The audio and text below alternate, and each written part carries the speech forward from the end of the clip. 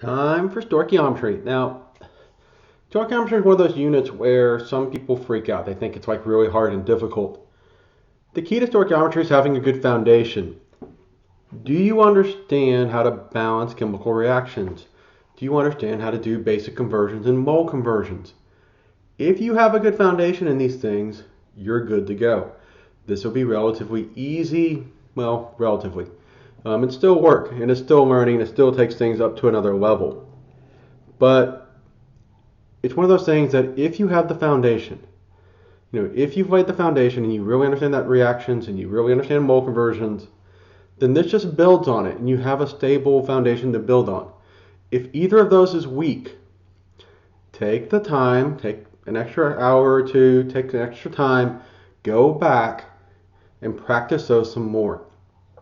You really need to have a foundation with those, or like if you try to build a house on a bad foundation, the house is going to crumble.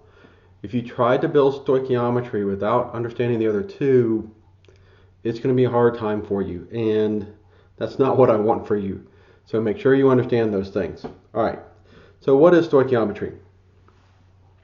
Stoichiometry, or usually just referred to as stoic, is how we relate moles to chemical reactions. So remember, we can read these in terms of atoms, that 4 atoms of iron react with 3 molecules of oxygen, forming 2 molecules of rust. But we can also read it in terms of moles. So that's 4 moles of iron reacting with 3 moles of oxygen to give me 2 moles of rust. That's how we read this. But the problem is, okay, the reaction's written in terms of moles, but that's going to be helpful. But we're also eventually going to need to put in grams and liters, because none of you have scales in your lab that measure in moles. They measure in grams, and you have graduated cylinders that measure in liters. And so we need to be able to do that. So what we're going to do is we're going to do a new type of conversion here. And we're going to use the balance reaction to help us do that. Okay, because it's going to give us a conversion factor between 2 different elements. For example, the reaction above. These are conversion factors that I can get from it. That for every 4 moles of iron, I'm going to use 3 moles of oxygen. And for every 2 moles of rust, I need 4 moles of iron to start with. Those are just simple conversion factors. We're going to use them just like we've used every other conversion factor that we've looked at. Okay? So that's going to allow us to convert from one element to another. And so let's look at the reaction below. So sodium sulfate plus barium nitrate gives me a barium sulfate precipitate and then a solution of sodium nitrate. Now, just basic conversion, we're going to convert from one thing to another just like we've been doing. So you take your given over 1, and then, so given over 1, and then you put your units where you need to be. So we're going from sodium sulfate to sodium nitrate. So sodium sulfate goes on the bottom to cancel out. Sodium nitrate goes on top. Just like we've been doing. Nothing new. Key thing here. You have to tell what chemical you're doing. You can't just simply say moles. It's got to be moles of sodium sulfate. It's got to be moles of sodium nitrate. Because now we're going from one chemical to another. We got to write down on the unit which chemical we're talking about. Because we're going to have moles of different things. We're going to have grams of different things. So it's essential that you include this formula on the end of moles, okay? Then we're going to put in our numbers, our conversion factors coming from the reaction. That the number in front of sodium sulfate is a 1. So we're going to put a 1 here. The number in front of sodium nitrate is a 2. So we're going to put a 2 here. And then we do our math and we get 7.0 moles of sodium nitrate. Right, so once again, it works just like every conversion we've seen up to this point. You've got to make sure you include the whatever element or compound you're talking about as part of your unit. And then we get our conversion factor numbers from the coefficients in the reaction. That here's the 2, it goes there, here's the 1, it goes there. That's all this is. That is, at its crux, stoichiometry. Now, we can complicate things a little further by adding mole conversions to each end. Okay? And so stoichiometry, or stoic, is that mole to mole conversion. So it's important to know where we're starting and where we're going.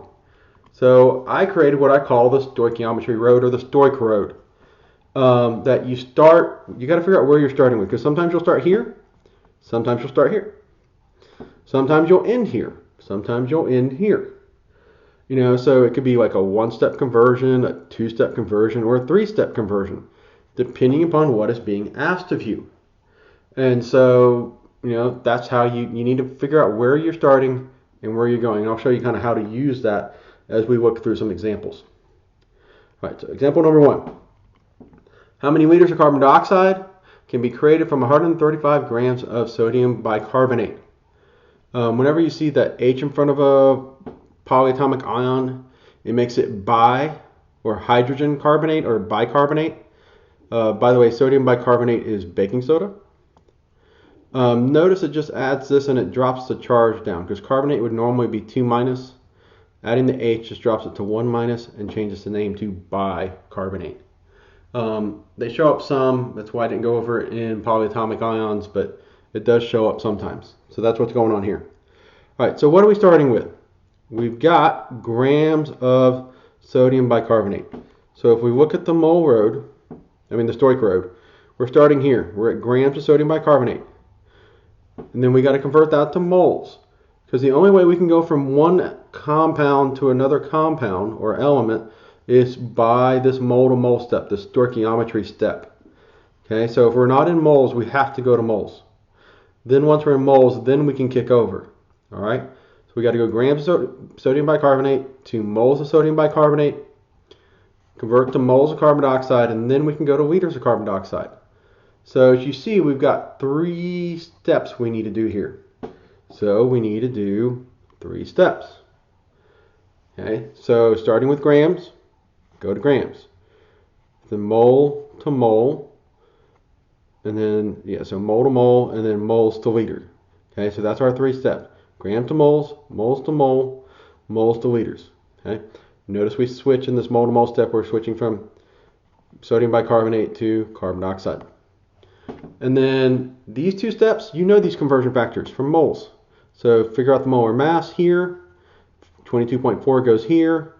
Then here, we're just going to use the numbers from the reaction, which are 1 and 1. And we get 36 liters of carbon dioxide. All right, let's look at example 2. How many moles of oxygen is needed to react with 5,250 grams of iron? Well, here, I'm started with grams, but notice I've stopped at moles. So my Stoich road is going to look a little bit different. So I'm still starting at grams over here, and I got to go to moles of iron, but then I'm going to stop at moles of oxygen, because that's all it's asking me for. And so this is a 2-step question. So just weigh it out. Grams to moles, moles to moles, done. Okay, moles of iron to moles of oxygen. Use your molar mass to convert to moles of iron, then pull the coefficients in from the reaction. The number in front of oxygen is 3. The number in front of iron is 4. Okay, and then just do the math just like every other conversion we've seen up to this point. All right, so at its crux, that is stoichiometry. Take the time, go through your workbook, practice these. I strongly encourage you, take the time, and you'll see this in the key. Take the time to draw out the Stoich road real quick. Just make sure you know where you're starting and make sure where you're ending, because this is like your roadmap. You know, you wouldn't go on a road trip these days without your GPS. Okay, you're going to let the GPS tell you, hey, you need to go on this road and this road. Well, think of this as your stoichiometry GPS. All right, this is going to tell you where you're starting and where are you going and how do you go there. So just get in the habit of, if not writing it out, at least thinking it through. But I would encourage you to write it out for now, just to get in that habit of thinking through how you're going to go about it. All right, so that's stoichiometry. In the next 2 lessons in this unit, percent yield and limiting reactant, we're not adding anything new. We're just simply going to use stoichiometry calculations to give us more information about what's going on. So we're going to practice stoichiometry a lot more over the next 2 lessons. But go ahead and go to the workbook, practice this, and make sure you kind of get a good basic understanding of what's going on before you move on into percent yield.